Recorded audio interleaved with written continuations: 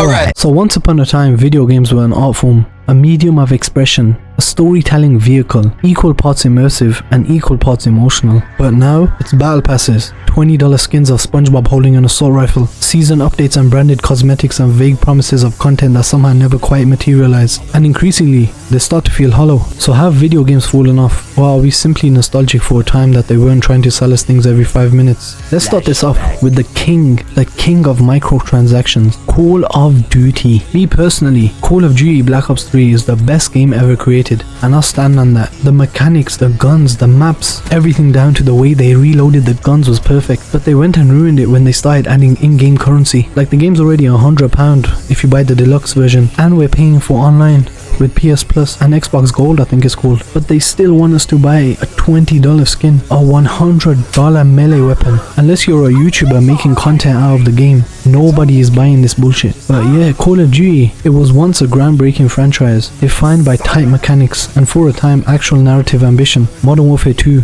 Black Ops 3, Black Ops 2, Black Ops 1, Modern Warfare 3, even Black Ops 4 was good, and Cold War, and even World at War at some point. But now, the most coherent storyline in Warzone is the economic one. Buy the operator, unlock the bundle, pay extra for tracer rounds that make your bullets pink, and then pay even more to have anime titties on top of your gun. This isn't gameplay, it's monetized dopamine. A game not designed to be played, but stayed in indefinitely, until the next item drop, until the next gun nerf, the next excuse to grind for something that probably should have been in the game on release. And worst of all, my experience with Black Ops 6 recently, well, not recently, the last time I played Black Ops 6 was probably January, and they did not fix any bugs. They did not get rid of the cheaters. Every ranked game there was cheaters, every ranked game there was someone using wall hacks, aimbot. It was not a fun experience at all. It made me not touch the game at all again. I think I played twice since January, and both times it ended on a rage quit because of these cheaters. But let's move on to other games. How about Fortnite? It's not even a game anymore. I played Fortnite the day it came out, September 2017, if memory serves correctly. I came back from school, I downloaded the game,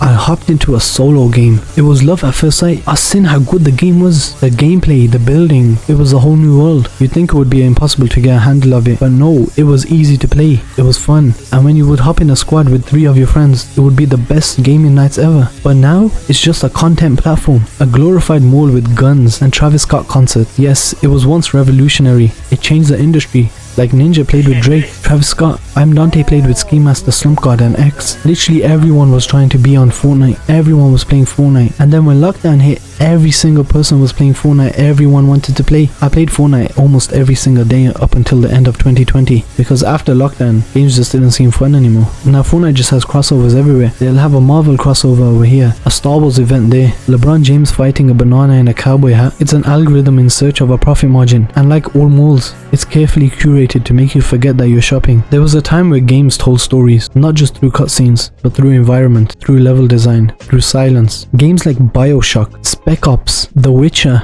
God of War, Star Wars, the early Star Wars games like Revenge of the Sith on PS2. It's in my top 10 games of all time. And we've got games like Skyrim, Elden Ring, and even the new Jedi games, Jedi Fallen Order from 2019, and the new one that just dropped, Jedi Survivor. They had a few bugs and glitches, but overall, the story and the gameplay are so unique to the game. These games didn't just let you shoot things, they let you feel things. Regret, dread, hope. Now the narrative is treated as optional, a side quest replaced entirely by lore scattered across collectible audio logs. Because who wants writing when you can just play the game for 60 hours and gain 1% completion? Like, look at the Batman games, Arkham Knight, Arkham Asylum, Arkham Origins. Literally any Batman game before Arkham Knight and including Arkham Knight, the collectibles were kinda long, like the Riddler mission in Arkham Knight. That took me a few months to do, and I was playing like 1 to 2 hours almost every day. But even then, the story was great and the gameplay was decent. Increasingly, games don't launch, they emerge, incomplete, buggy, often half finished and full price. Going back to Fortnite, it was a free game in beta when it first came out, and they had so many glitches, bugs, but the glitches were fun in the game. Like, they had the sniper pump where you could shoot the pump shotgun like a sniper. It was fun. The bugs to get through people's builds, it was fun, it was unique, and they had so many other bugs,